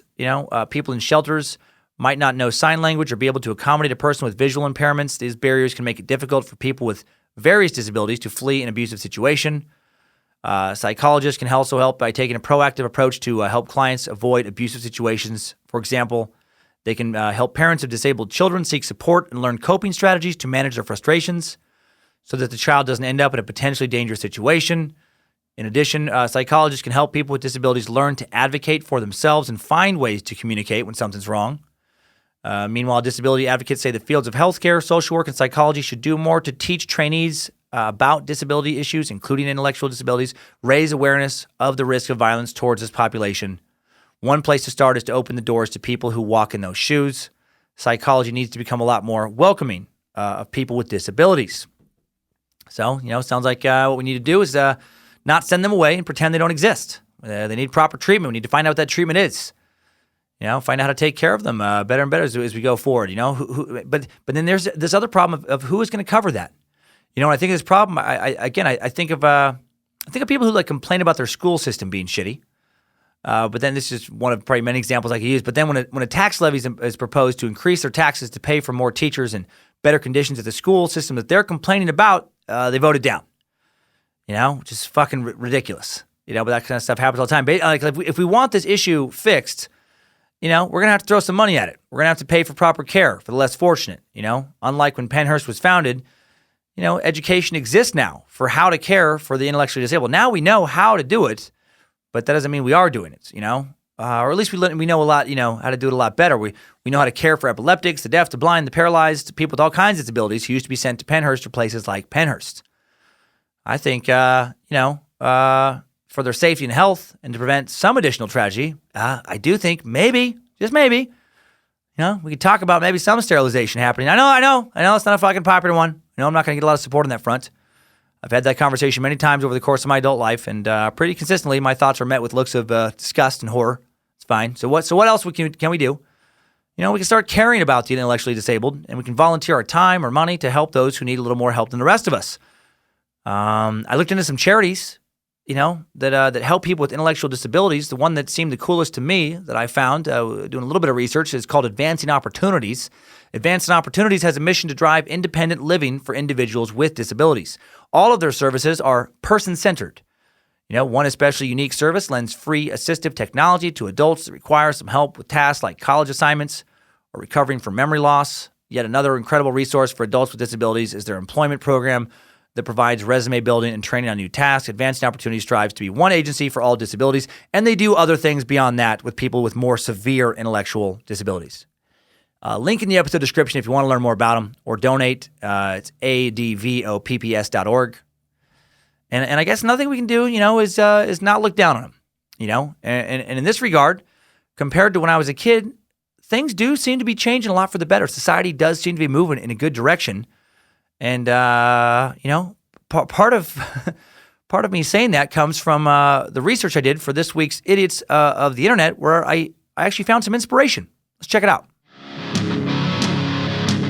Idiots of the Internet. ABC has a hidden camera show that I've never watched, but I've watched a lot of clips of it called What Would You Do? If you haven't seen it, it's they create socially uncomfortable situations out in public to see how strangers will react. They might have an actor or actress, say something like overtly racist or threaten domestic violence or, steal something to see if anyone around, notices and intervenes. And just this past May, they posted a video of a very sweet, very friendly, intellectually disabled man with Down syndrome named Peter. And Peter's trying to order food at a little restaurant when an actor starts harassing him, telling him he's holding everybody up, asking if he can order first before this guy, mocking him, saying he's too slow, to be ordering, saying he can't probably read anyway. Why is he looking at the menu? Referring to him loudly that he is, quote, retarded, that he shouldn't be left out in public alone, etc. Lots of horrible shit. And time after time in this video, strangers come to Peter's defense and essentially tell this guy to get out of the restaurant and go fuck himself. It's beautiful. It's beautiful. But I was afraid still to look in the comment section. I expected a troll fest in the comment thread under this video that has almost 5 million views since May 24th. I just think about my own childhood and all the terms that were thrown around and, the horrible things that would be said about people with intellectual disabilities. And I expected those things to pop up in the comment thread, and I was wrong. Amazing Thomas posts, I don't give a crap that guy's an actor. I'd shoot him in the side of his head. Savannah Jala posts, love you guys, and she gets over 700 thumbs up and then tons of love you too replies. John Allen posts, I want that Down syndrome guy as my friend. He is so cute. Chloe Hughes posts, I feel bad for Peter, even if he is an actor, because he must go through that all the time in real life. Frowny face. I had to scroll down through hundreds and hundreds of comments before I found anything that even hinted slightly negative. I think that's the first time that's ever happened on any of these sucks where I've done that. Eventually, of course, you get a video with this many views, you're gonna have a couple assholes, but it took me forever to find the first one, and it wasn't as harsh as I expected it to be. Honestly, it messed up, but Roman Reigns 619 posts, Peter has screwed up teeth. That's what he posts. And I will say that Roman Reigns has a cartoon drawing of some WWE dude as his avatar. So I'm guessing he's about 10 years old.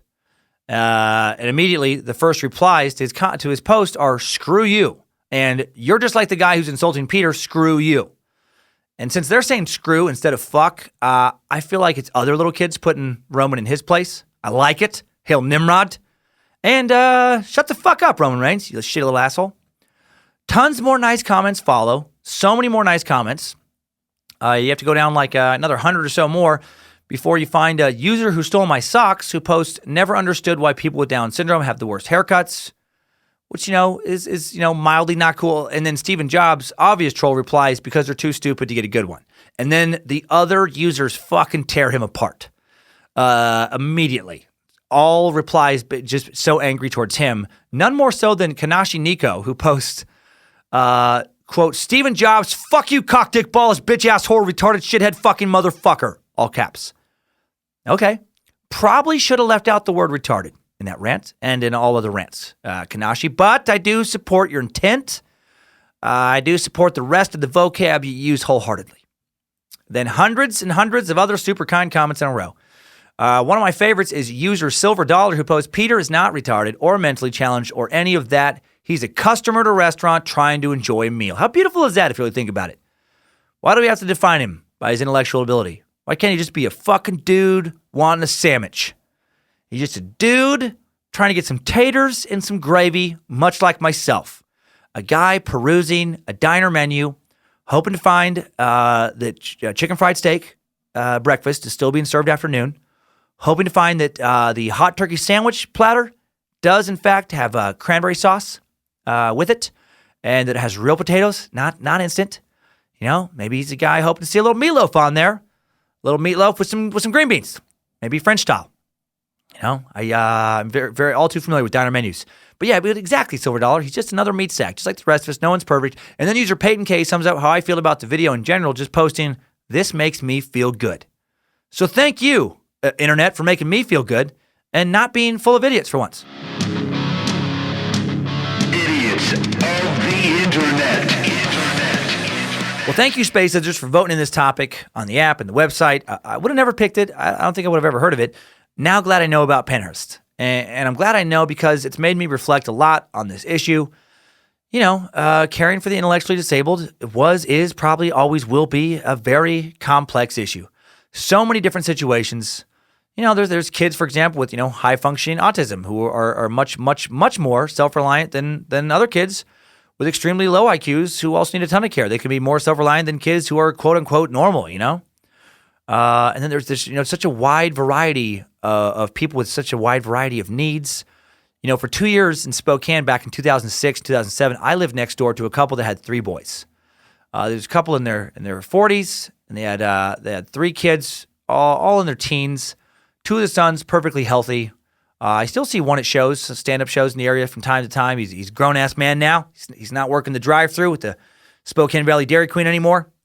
But the third son was and is severely disabled, can't speak, can't walk, severely physically deformed, sits in a specialized motorized wheelchair of sorts, has to have someone else move the chair around for him. Not sure how aware he is of his surroundings. He didn't seem, when I would be over there, to be aware at all. Can't control his bodily functions. Can't really do anything at all for himself. Can't communicate on almost any level. His mother, this angel of a human being, went back to school, got a nursing degree specific to nursing his type of disability. I can't remember the syndrome or whatever condition that he had.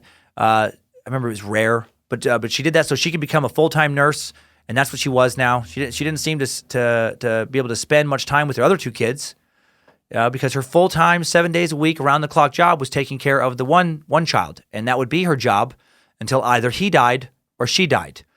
And you could think, well, yeah, she's his mom. That's what you do. That's what you're supposed to do. But would you do that? Would you throw away any chance at a career? Would you throw away the ability to ever be present for anyone other than this one person in any type of consistent fashion in order to constantly take care of this person for the rest of their life or the rest of yours, some person who may not even be able to cognitively understand that you're their parent? Think about how that would change your life. What if that became your life until you died of old age? Could you do it? If you couldn't, should the state be responsible for taking care of that human being? If so, are you willing to pay more taxes to have that be an option? Are you willing to advocate that more of your taxes should be allotted for that type of care so that is an option? And if that becomes the case, then what gets less funding because that's getting more? It's a fucking tough issue. That's why I didn't come, I think to a very judgy place against the people at Pennhurst. It's like, what are we supposed to do as a society with the members who can't take care of themselves? Is this issue solvable? Is it unsolvable on some level? What do we do? We start with treating the mentally handicapped with and people with intellectual disabilities with dignity and respect. We don't take advantage of them. We can check on them. We can try to make sure that others aren't taking advantage of them. And I guess we can vote for politicians who we believe are gonna pass more reforms and are gonna allot more money to their care and just agree that we're gonna have to pay for it because they can't pay for it themselves. I don't know. I'm curious what you're gonna write in about this one. I really am. And that's kind of, I'll just be continuing to babble if I go beyond that. So let's get to top 5 takeaways. Timesuck top 5 takeaways. Number 1, in 1968, local Philadelphia reporter Bill Baldini did a 5-part investigative expose on Pennhurst called Suffer the Little Children. And he lit the fire on a national discussion about how to care for the intellectually disabled that burns to this day. Number 2, Pennhurst, designed to remove people from society with mental defects as part of America's early 20th century eugenics movement. Yep, America had a eugenics movement. Again, Pennhurst chief physician would quote Henry H. Goddard, that leading eugenicist, saying every feeble-minded person is a potential criminal. That happened. Number 3, in 1977, U.S. District Judge Raymond J. Broderick ruled that the conditions at Pennhurst State School violated patients' constitutional rights. The lawsuit that led to this ruling was filed May 30th, 1974, by Philadelphia attorney David Furliger, representing the patients of the Pennhurst State School, and this lawsuit led to the institution closing its doors for good in 1987.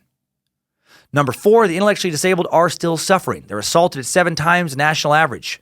Widespread abuse continues at many institutions designed to theoretically house and protect them. What do we do about this? Well, we keep thinking about it. We keep talking about it. We keep spreading the word for others to do the same. Number 5, new info. Some of the grounds at Pennhurst now offer paranormal tours. In addition to the haunted house thing I talked about earlier, the company that operates the haunted house offers a number of other tourist attractions. The About section of their website states Pennhurst, the legendary haunted hospital complex, has opened its doors after being abandoned for 25 years. Pennhurst Haunted Asylum is Pennsylvania's scariest destination haunted house. The fear is real at Pennhurst. So is this exploiting the intellectually disabled? And is it really haunted? I wouldn't want to spend a night there and find out. I feel like, sadly, a lot of very tragic deaths have occurred there, and if a place is going to be haunted, it's probably going to be one of them. Timesuck Top 5 Takeaways. All right, Pennhurst has been sucked. A little change of pace this week's suck. I like it. A lot of food for thought this week. You know, God, what do we do as a society to realistically improve the lives of the intellectually disabled? Big thanks to the Timesuck team, Harmony Vellicamp, Jesse Dobner, Reverend Dr. Joe Paisley. Thank you to Alex Dugan, the Bidelixer team, Danger Brain, Eric Radiker, Queen of the Suck, Lindsey Cummins. Thanks to OG Bojangles, research intern Heather Rylander for again knocking this shit out of the park.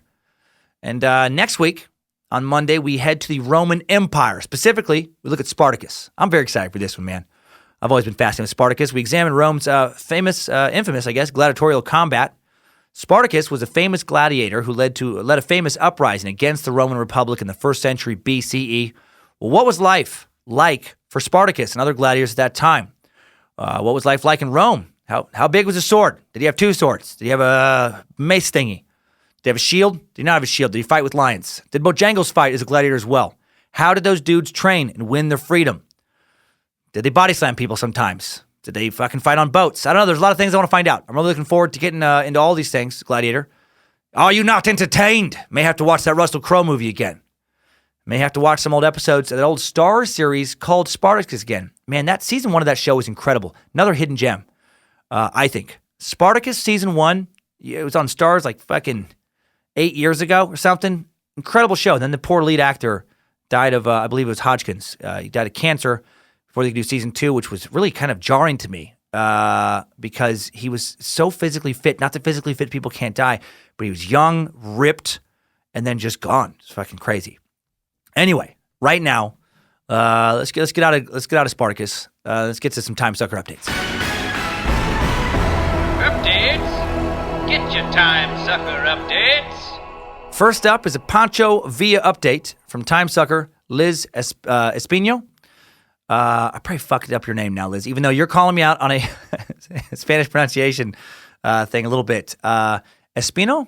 I think it's Espino. Liz Espino. Liz sent in an email with the subject. It's Miguel Hidalgo, not Manuel. Clearly I messed up there. I thought I knew it was Miguel. Okay, anyway, she says, Hola, querido, maestro, mamalón. Hello, dear master sucker. The suckiest of them all. My name is Liz, and while I live in Kansas, my motherland is Mexico.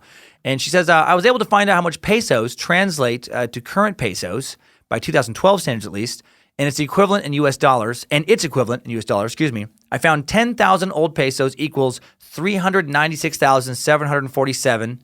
No, wait, 396,747,126 current pesos. Holy shit. Which equals $20,670,128. The site used is bajeco.com, cuanto.cfm. Sites in Spanish. Keep in mind, I calculated the equivalent of a peso in 1919 to one in 2002. Used the current exchange rate, leaving room for error.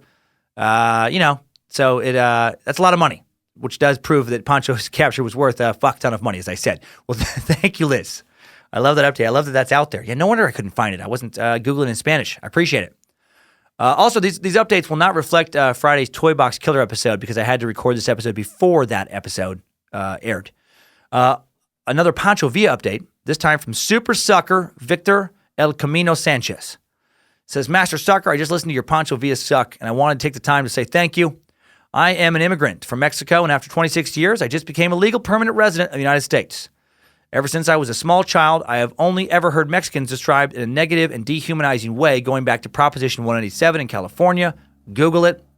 Listening to one of my favorite comedians do an in-depth and hilarious breakdown of the life and times of one of Mexico's most legendary and revered figures warms what is left of my cold black heart. I love that addition. I could not stop laughing during the Mexican Pootie and Juju. Thank you for always being thoughtful in your approach, for being curious. Most importantly, thank you for being so goddamn funny. Keep on sucking. Sincerely, Victor El Camino Sanchez. Thank you, Victor. Yes. Paco y Juanita. Muy poco también deal, Pootie. Jealous of you having a cool car, by the way, if you do have a Camino. Maybe that is, I guess that could be have nothing to do with cars, that word. But if you do, I'm jealous. Made me think of a Camino. Made me think of an old Camino. Made me think about how I want to get an old Ford pickup truck. Maybe like a 1960 Ford F-100, step side, lots of chrome, cherry that motherfucker out. Oh, anyway, I'm probably sleep deprived right now. Yeah, man, I'm glad you liked the episode. I have, honestly, legitimately always had a lot of respect for Mexican culture, especially living in LA for a long time. It is funny to me where, like, as you say, there's these knocks on Mexicans being described in a negative way. One way I heard it as a kid was always lazy. This that horrible adjective used to describe Mexicans, like lazy Mexicans. And I'm like, what the fuck are you talking about? Drive through any agricultural area. Who's out there busting their fucking backs? Picking crops, planting seeds? Is it a bunch of white dudes? A bunch of white ladies? Fuck no, it's not. Which is one thing that's always got me fired up about immigration. People are like, they're taking our jobs. Okay, but some of the jobs, why aren't you fucking doing them? Why aren't you applying? You want to get out there? You want to get out there and bust your ass? Oh, you don't. You want to be in Starbucks with air conditioning. Well, I get it, but shut the fuck up. Okay, one more Poncho update from Timesucker and military listener Jacob Jones. Jacob, thank you for your service. Jacob writes, Dear Lord Suckmaster, the third Esquire. First time messenger, long time sucker. I stumbled upon your podcast when driving from Missouri to North Carolina. Got hooked immediately. Anyway, I just listened to the Pancho Villa podcast. You did an awesome job getting the info to us in such a funny way, man. I didn't know shit about Pancho except for he pissed off the U.S. at one point, was hunted down by General John J. Pershing. So I heard you mention his nickname, Blackjack. That took me back to when I was in ROTC at Mizzou, and I would teach a class on General Pershing's life. And he earned his nickname derived from a negative connotation, very negative, given to him by the cadets at West Point, where he was a drill and ceremony instructor. The cadets didn't like him due to his high standards, and assholes being assholes, the cadets would call him N-Bomb Jack, referencing his time with the 10th Cavalry, an all-black unit. The original nickname obviously did not stick for good reason and evolved into Blackjack. Wow, holy shit. Until you said this, I thought it had something to do with playing cards, like poker. Playing like 21.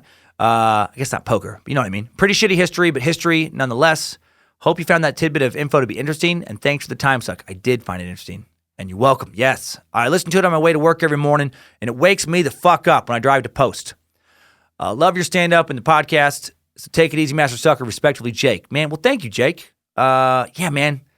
That was a dark twist I didn't see coming. That's what a different time where they would just openly call him, N-Bomb Jack. Jesus Christ.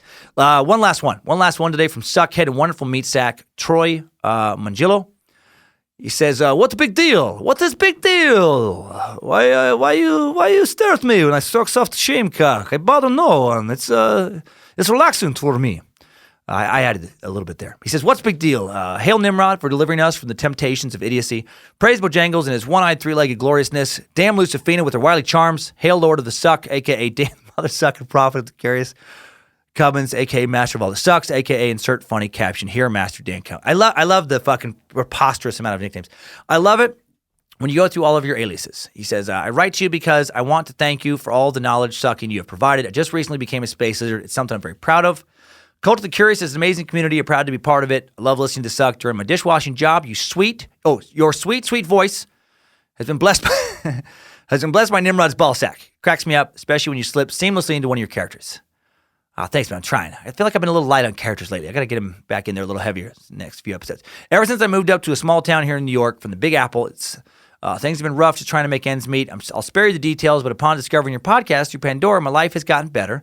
When you pull out the triple M, it turns a rainy day into sunshine in seconds. Well, I did do that today, right? I threw in a little...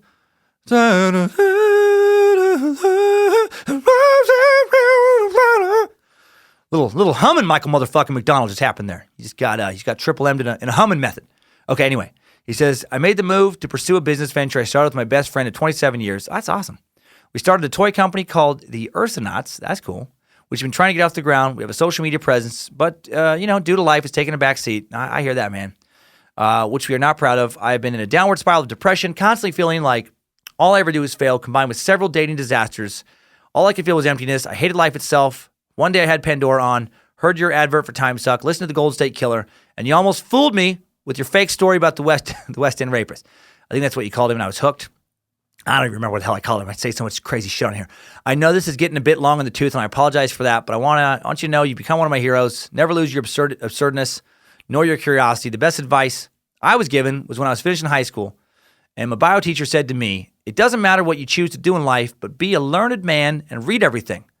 Never let your knowledge stagnate. Oh, man, that is so fucking true. I think so, man. Anyway, I love your stand-up, especially the spoons. Yeah, here come the spoons, motherfucker.